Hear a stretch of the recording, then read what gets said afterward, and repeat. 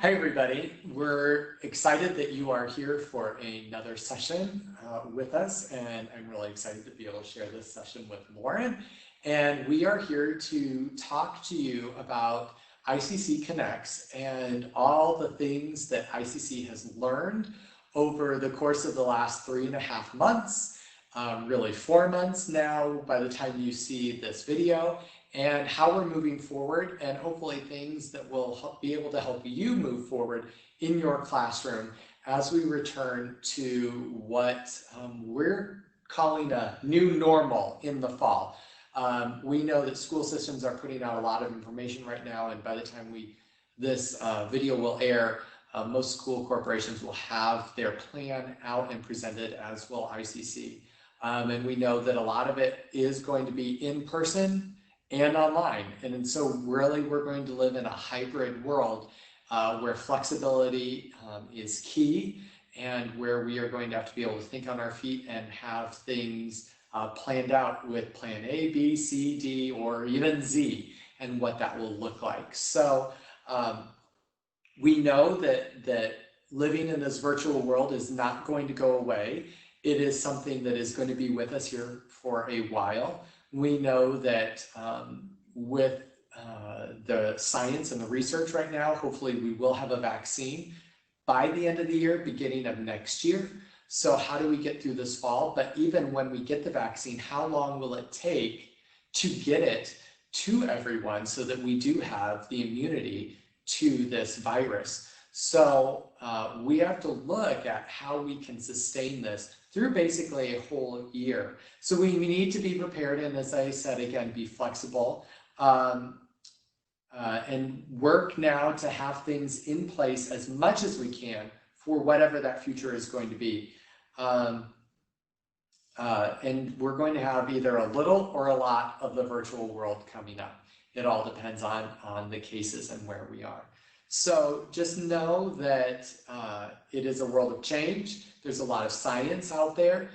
We invite you to stay up to date on that. Again, you can check out places like the American Choral Directors Association, their webpage, Facebook page, and Chorus America webpage and Facebook page. Those are the two organizations that are really keeping singers up to date on everything that is coming out.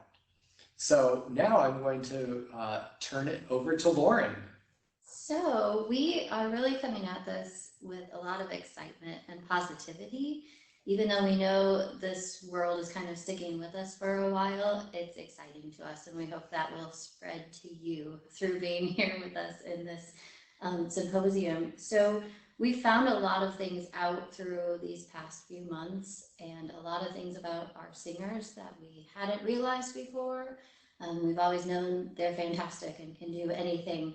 And Josh always talks about how Henry taught him that the only thing standing in the way is you as the conductor for what you can expect them to do. And now we know that even more, right? So instead of being in their way, you see all those things out right now, encouraging parents to not be negative about the return back to school, and about how their children have to wear masks, and be positive and be excited for the new school year for your kids.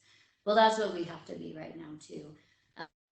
So instead of being their roadblock and increasing their sadness or their timidness or their anxiety over the situation, we're moving forward, and we are genuinely super excited about where we're headed through all of this new technology and what we can do. And through all of that, as Lauren said, I like to embrace change. One of the things that I said to the directors when we first got into the pandemic is, let's stop focusing on what we can't do. We already know what we can't do. What can we do? Let's focus on that part. So let's start thinking outside the box. And as Lauren likes to tell me, I don't even see a box half the time. So how can we really lean into this, and how can we learn from it? And then all of the things that we have learned, how can we use those to keep things moving forward and take our artistry to a new level of excellence and our education to a new level of excellence? Think about 4 months ago when this all started, how many people knew Zoom or Webex? How many people really used Flipgrid? how many people were using Google Classrooms or Canvas as much as they did. Look at all of the things that we were using. We use Loom and Bomb. Yeah, I got it that time. All of these different things, and how it has changed our world, but how it has also helped our singers. So how we're moving forward with this, and how we now include the virtual learning in the hybrid with the real in-person time. As Lauren said, masks are going to be a thing for a time period. We're going to be having singers come in masks. They're going to have to sing with masks. We are going to have social distancing protocol in place. And then how can we enhance what is happening in person with all of that?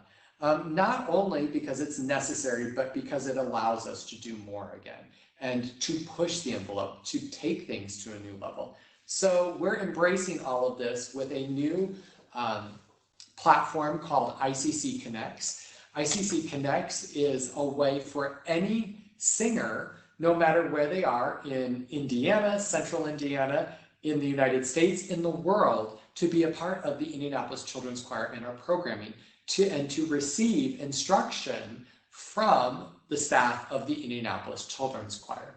And so I'm very, very excited about what we're doing and the way we're able to reach out, because now distance doesn't matter. We have learned so many things during this time of working with people in New York and in Washington State and in Georgia and in Florida and from all across the country in ways that we didn't used to, even across the world. I have various friends from other countries that I'm now meeting with on a regular basis to talk with. And ICC Connects is going to be the Indianapolis Children's Choir's platform for providing those resources to people throughout the world. So we are really excited about those opportunities. Of course, it's all still being developed, but for the time being, aside from offering things like this to you right now for your symposium, and of course our summer camp, you've heard, is currently finishing up while you're watching this online for anybody in the world to sing with us.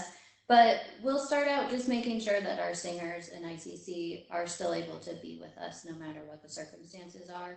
So even if we are all back in person, but a singer has a high autoimmune risk and cannot be allowed to come back to activities, we can still have them with us. We've been blessed with a lot of awesome resources and ideas from all around, and we're so thankful to be able to put those together and keep everybody together as a community.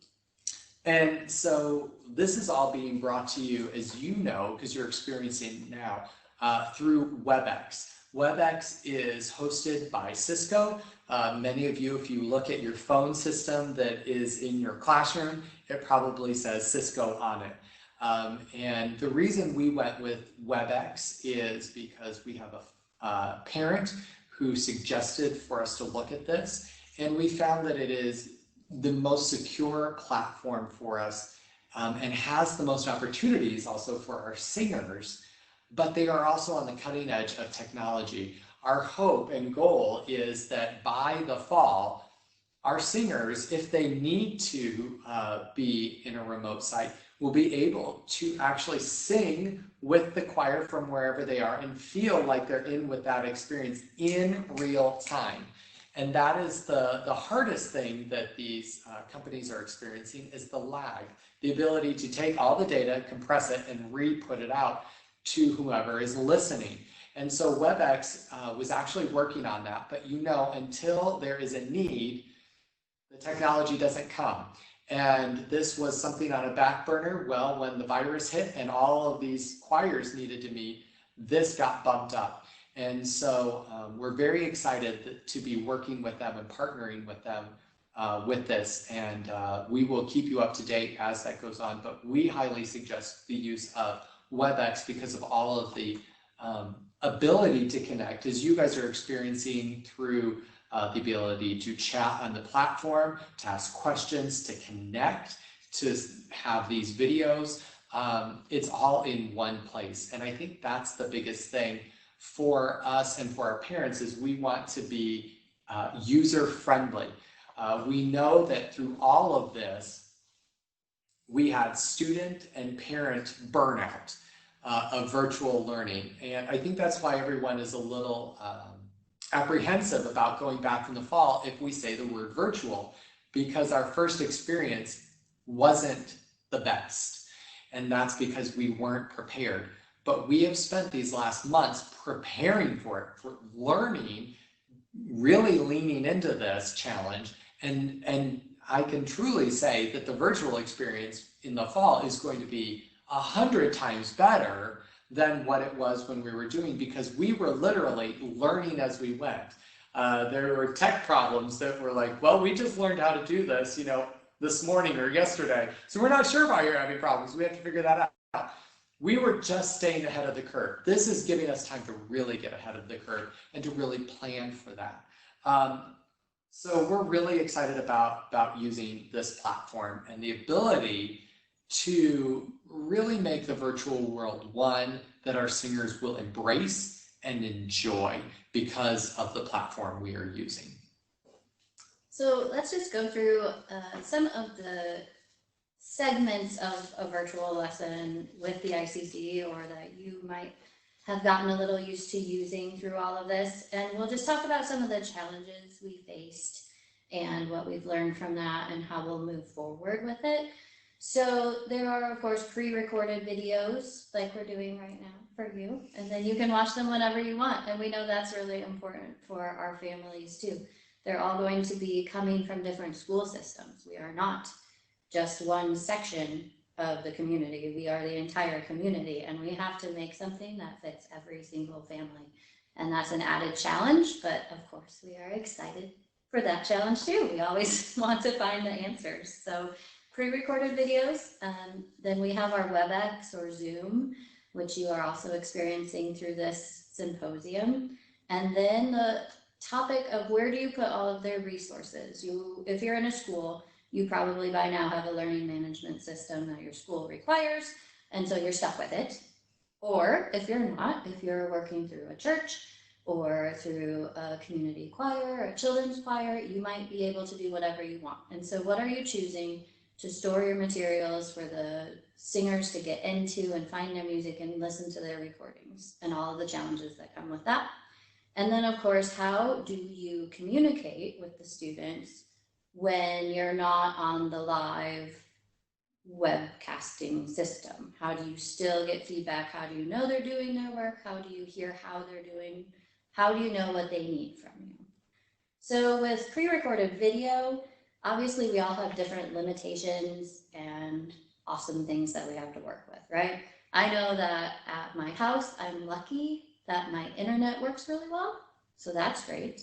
At the same time, I have 3 children and walls that are paper thin. And so recording a pre-recorded video at home is not the best situation, and I have to really think through that. Josh has a little less success with the internet at your house. Yes. But he has access to this awesome building with better internet and like big old TVs. So we all have different things to work with, right? So you have to think about what you have and what your limitations are and find the best solution. And obviously there is a ton of extra planning time involved. So you have to know what you're going to do if you mess up while you're recording. Are you going to stop? Are you going to fix it later? Are you going to edit it? Are you going to do one continuous recording like this and not care if you mess up what you're doing? Or are you going to do little segments and then stitch them all together? Do you need to point to music on a screen? Do you not need the music? Who are your kids? What do they need from you? Do they need your conducting for this song? Do they need dancing? Do they need a break in the middle of it? It's like so much to think about. And normally when we go into the classroom, most of us are pretty natural and go with the flow and kind of know what we need to do when the moment arises. But in pre-recorded video, you don't get the moment. You don't get the feedback from the kids, and you have to be envisioning them in your head as you go, which is kind of a huge challenge, and especially to picture that before you even start recording the video so that you have what you need ready. So for instance, when Josh was recording for the camp, he came here and he was using a screen, and we had some socially distanced assistants, an accompanist, a singer who could model for the kids. So that was great. And the challenge he had was he did one continuous recording. So if he messed up, just like live in person with kids, and he had to keep going through it somehow. That's a challenge in itself, right? I love that I'm the one that messed up. Well, no, like if you mess up in front of live kids, they just love you more, right? They think it's hilarious. But if you don't have the live kids in front of you, you're less forgiving to yourself. Right. And you're like, oh man, I messed up. On a normal day, you'd be like, oh, they love me, that's cool. And you'd move on, right? So there's self-consciousness within yourself as a teacher. I did mine at home because I waited till like midnight when everybody was gone and I could think long enough to do my teaching, right? I was teaching the younger kids for the camp. And so I knew I needed lots of different screenshots of different things or they were going to stop watching me. So it would be my crazy face for a little while. It would be a little bit of the music on the screen, but in first grade, we don't do a lot of that. So only a little. It was, drawn in with highlighted things to catch their attention.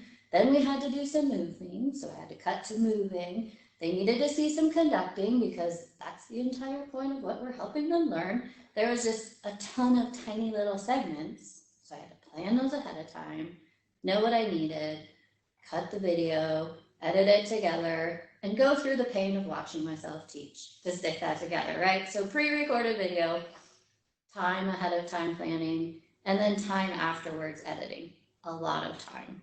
So that's kind of what we found. Yeah, and I don't think our parents realize how much time is going into that.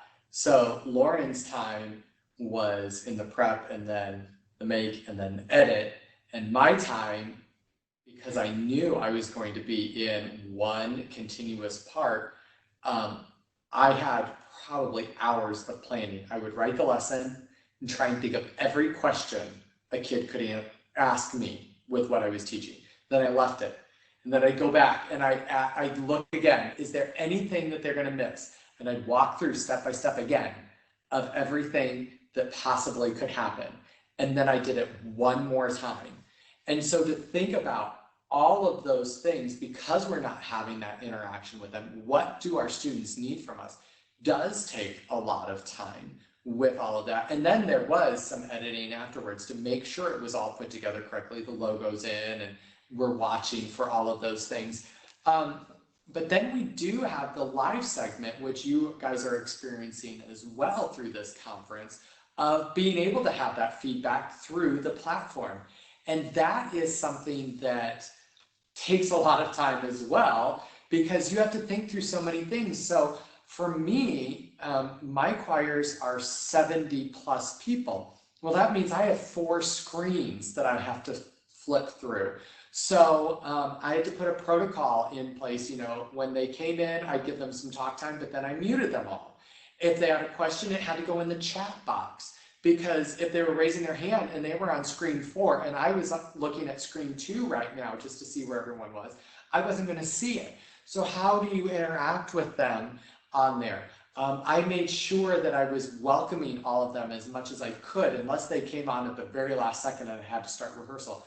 Having that interaction, that time where normally when they're in the rehearsal room, be like, hey, I love your shirt that you're wearing today. Oh, did you get a haircut? Oh, I see you got your braces off. Those types of things that really help us connect with them. Also, how's your pacing going to go during that time? You need to be thinking of that. It needs to keep moving, because for us, we were meeting most of them in the evening. They've had so many hours of screen time for their schools, they're dead. And they're coming to us for community. They're coming to us to escape. They're coming to us for fun. So how do we keep that going? And if you notice, my interaction with this video camera is pretty big, pretty large. Why? Because I want you to feel my passion, to feel my excitement for what we're doing. And I have to communicate that to you through that little camera. And so how we interact is a very, very big deal. You also have to understand that during this time, you have parents listening to you. or seeing you. We've recommended for all of our students to have headphones or earbuds in so that they can really hear the music well. But you have to understand that you're going into their space of their home, they're coming into your space, and so you have to create a safe environment for all of that. And then, of course, there are always tech issues. And do you have people helping you in there? Lauren was kind enough to be in there. I had an accompanist in there. Sometimes I'd have another parent in there because someone maybe couldn't get on the site. It was fine last week, but then the passcode didn't work this week. Well, I'm trying to teach. Well, I can't teach and be tech person. So how do you deal with those things? Those are things that you have to think about as you are moving forward and doing that.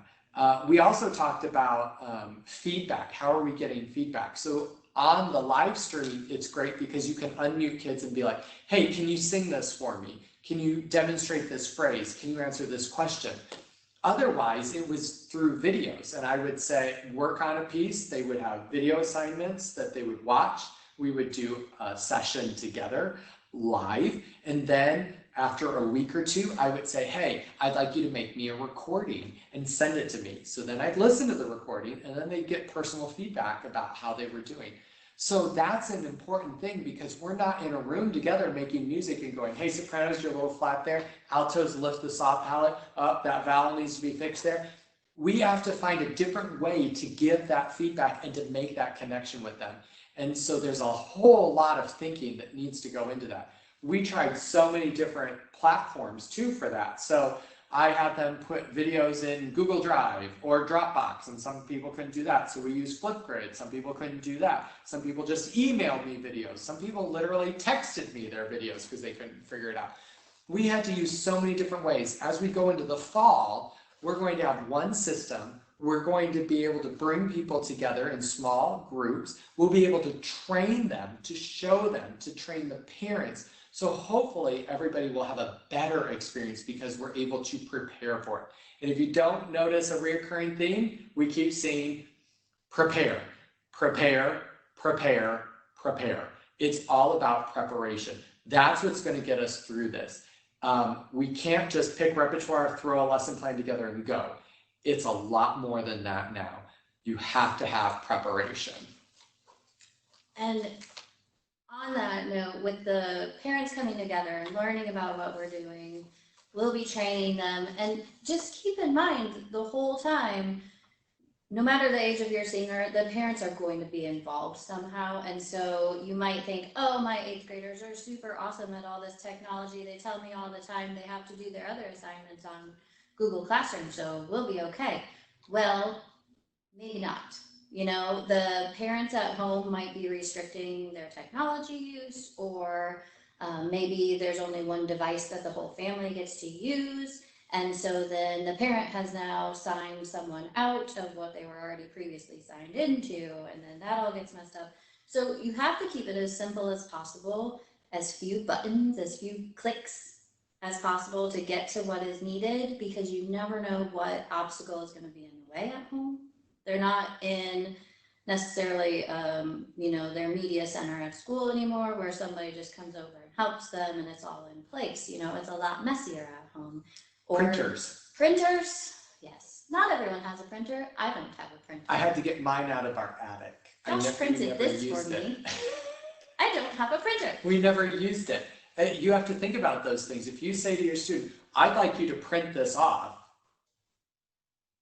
it's probably not going to happen for some of them. And so you have to think about that. And then if the student comes to their parent and says, I need to print this off, and the parent goes, we don't have a printer. Well, now you have just put an obstacle between you and the student, and your parent is now frustrated at you because you're expecting something of them that they can't provide.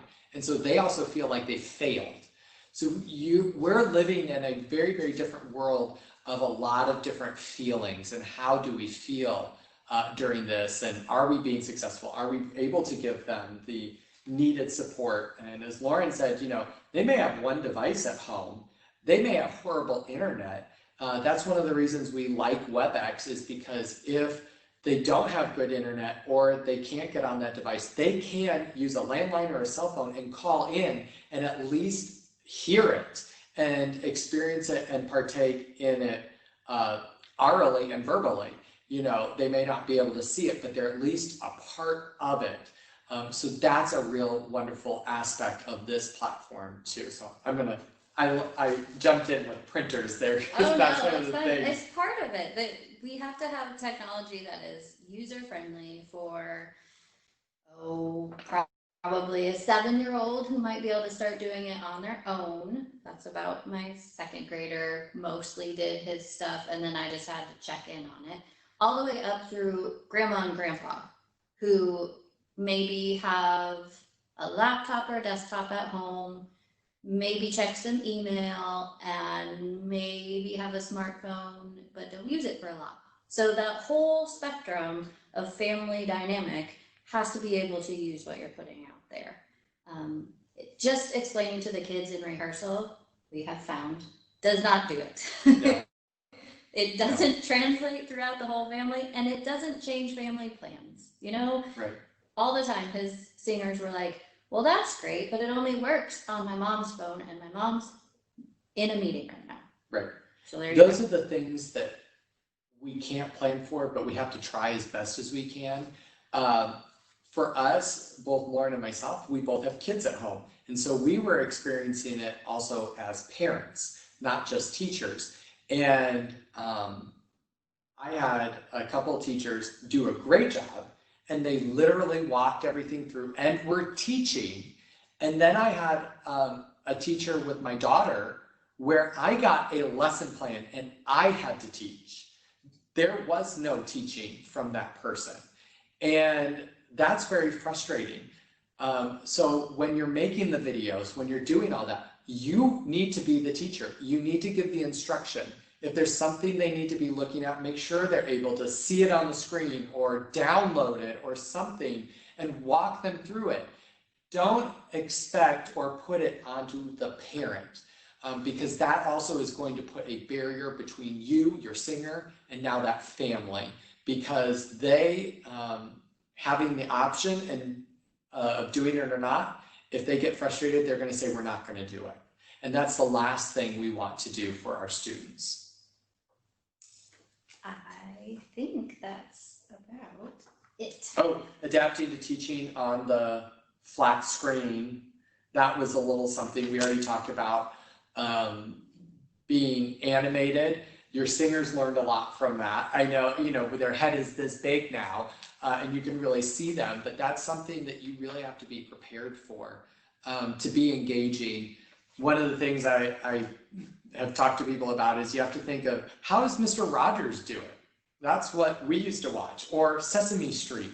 And sometimes it seems a little over the top, but at the same time, it was engaging for the kids. You have to know your audience. You have to know what they're going to need from you. How would you be in your classroom? That's how you need to be on your videos. They need to see you. They need to experience you, your energy that you normally bring, your personality, because that's why they're in your class. That's why they're with you. That's why they want to make music together in community with you. One of the final things, though, in all of our technology was the creation of a virtual choir. And then we took a big leap and we did a virtual concert of, it was almost 50 minutes long, 15 pieces of music. It was a lot. Is it the best thing that we've ever put out there? Not exactly. Did we learn a lot? Yes. Have any other children's choirs done that yet? Or choir organizations? No. We took the leap. And why did we do it? Because we needed to learn. We needed to learn. And remember, you only fail if you don't learn from the mistake, if you don't learn from the experience. So everything that you've done, even though it may not have worked correctly, if you've learned from it, it's going to help you. So for us, our virtual choir, we know that there are some things that we need to do to help the parents better. Even though we gave a video and written instructions and walked them through step by step, there were still issues with it. We know that our singers need some different support from us. And so we're going to make sure they have that in making those videos, in what they're hearing. Anytime you do something, as long as you're learning and making progress, I think that's the big thing. The parents want to see you trying and working and knowing that you're doing something is good. Also, with all of that, though, you have to give yourself grace. And the parents and families need to give you grace that you are learning. Again, think 4 months ago, how many of these things that you are using right now did you really know? How many of these platforms did you really work with? How many of those did you learn from? I mean, my digital arts class in college was put together an Apple computer, learn how to use Finale and Sibelius. That was it. That was it. Now look at everything that we're doing, and we're using software to edit videos and create videos and make recordings and rehearsal tracks and to layer things on top of each other. And I mean, one thing after another, and you stop and you think 4 months ago, were you doing that? And the answer is probably no. And so all of the things that you have been able to do, you need to celebrate that, learn from it, and then take it to a new level. Because again, this isn't going away. We are now living in a new world. And what we're able to do if we lean into it, if we really embrace it, is going to be absolutely incredible. So I'm very, very excited about what ICC is doing. Any of you that are out there that are in a different part of the state or our country or the world, please know that you are now connected with the Indianapolis Children's Choir. If you have students that would like to work with the faculty of the Indianapolis Children's Choir, they have that ability now. Know that you have resources that are there for you, that we can virtually come to you anytime, you, your singers, and help clinic and work with you because of the wonderful platforms that we now have available to us in this technology. And so we're embracing it, and we hope you will embrace it. So any questions, concerns you have, please put those into the chat room. Let us know. We're here for you. And we look forward to working with so many of you in the future and your students this next season and making ICC's 35th season one of the best seasons yet, even though we're in the middle of something we never thought we would be a part of. So thanks for joining us for this session, and we look forward to the next session with you. Yeah, thanks.